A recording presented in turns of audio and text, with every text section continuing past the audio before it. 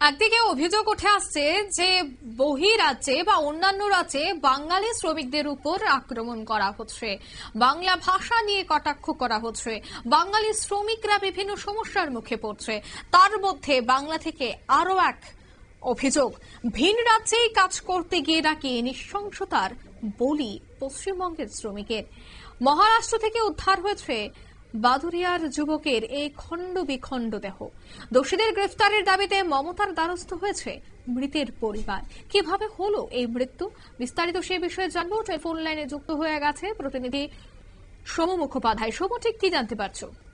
দেখো অঙ্কিতা, কয়েক বছর আগে পশ্চিমবঙ্গের উত্তর 24 পরগনার বাদুরিয়ার রুদ্রপুরের বাসিন্দা আবু বক্কর মন্ডল মহারাষ্ট্রের ওয়াসিগাঁও এলাকায় নির্মাণ কাজের জন্য গেছিল এবং সেখানে তিনি রাজমিস্ত্রি ভাসি থানা এলাকায় এক জায়গায় রাজমিস্ত্রি কাজ করতেন, সঙ্গে তার স্ত্রীও থাকতো।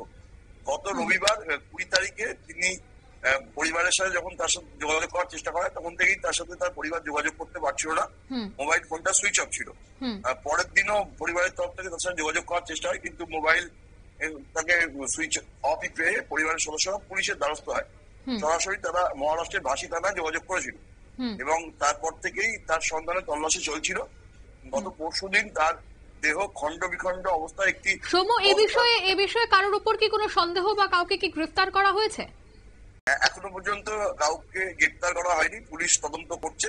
যেটা জানা গেছে, পুলিশ সূত্রে প্রাথমিক তদন্তের পর তারা জানতে পেরেছে যে এলাকায় ওই যুবক থাকতো সেখানে একটা বিবাহ বহির্ভূত সম্পর্কে জড়িয়ে পড়েছিল বলেই জল্পনা শুনেছে। সেই কারণেই তাকে এইভাবে নৃশংস খুন করা হয়েছে বলেই পুলিশের প্রাথমিক ধারণা। তবে এখনো পর্যন্ত জেরা করা হচ্ছে, তার কর্মস্থল এবং সহকর্মী যারা আছে তাদেরকে জেরা করছে পুলিশ, কিন্তু এখনো পর্যন্ত কারা খুন করেছে এবং কি কারণে তাকে খুন করা আছে সেই বিষয়ে বিস্তারিত কোনো তথ্য দেওয়া হয়নি। এর মাঝেই তার দেহ গতকালকে বাদুরিয়ার রুদ্রপুরের বাড়িতে এসে পৌঁছে। তারপরেই তার পরিবারের সদস্যরা কেঁদে কান্নায় ভেঙে পড়েছেন এবং তারা মমতা বন্দ্যোপাধ্যায়ের দ্বারস্থ হয়েছে খুনিদের উপযুক্ত শাস্তির জন্য। অঙ্কিতা, ধন্যবাদ। শুভ, অর্থাৎ তা খণ্ড বিখণ্ড দেহ তার উদ্ধার হয়েছে, কিন্তু কিভাবে হলো তার মৃত্যু? তার স্ত্রীর সাথে সে থাকতো মহারাষ্ট্রে, কিন্তু কিভাবে তার দেহ টুকরো টুকরো অবস্থায় উদ্ধার হয়েছে? এর পেছনে কি রহস্য রয়েছে?